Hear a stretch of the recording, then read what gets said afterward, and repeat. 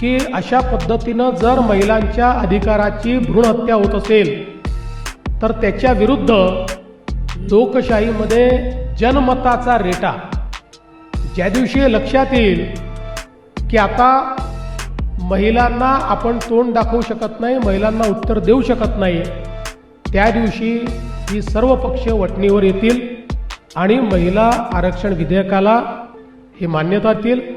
आणि म्हणून आम्ही महायुतीतले सगळे पक्ष आपापल्या परीने या संदर्भात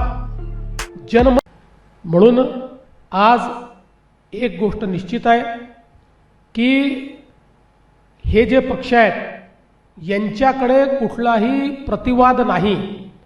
मी तर आज त्यांना ओपन चॅलेंज देतो, ओपन चॅलेंज, की माझ्या स्तरातल्या कुठल्याही त्यांच्या नेत्यांनी माझ्यासोबत महिला विधेयकाच्या संदर्भात ओपन डिबेट करावी.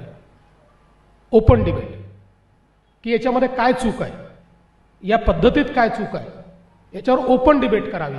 ते करणार नाहीत, करू शकत नाहीत. केवळ मुजोरी करायची आणि पळून जायचं हे जे काही यांनी सुरू केलेलं आहे याच्या विरुद्ध देशभरात आणि महाराष्ट्रात आता महिलांचं एकत्रीकरण आम्ही करणार आहोत. आम्ही ठरवलंय की अशा पद्धतीनं जर महिलांच्या अधिकाराची भ्रूण हत्या होत असेल तर त्याच्या विरुद्ध लोकशाहीमध्ये जनमताचा रेटा ज्या दिवशी लक्षात येईल की आता महिलांना आपण तोंड दाखवू शकत नाही, महिलांना उत्तर देऊ शकत नाही, त्या दिवशी ही सर्व पक्ष वटणीवर येतील आणि महिला आरक्षण विधेयकाला ही मान्यता देतील. आणि म्हणून आम्ही महायुतीतले सगळे पक्ष आपापल्या परीने या संदर्भात जनमत एकत्रित करण्याचं काम करू, महिलांना संघटित करण्याचं काम करू.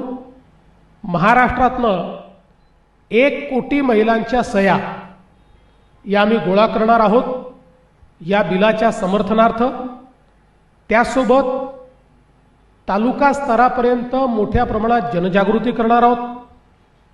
उद्या भारतीय जनता पक्षाने एक या संदर्भातला मेळावा बोलवलेला आहे. आमच्या मित्रांना देखील आम्ही तिथे निमंत्रित करू.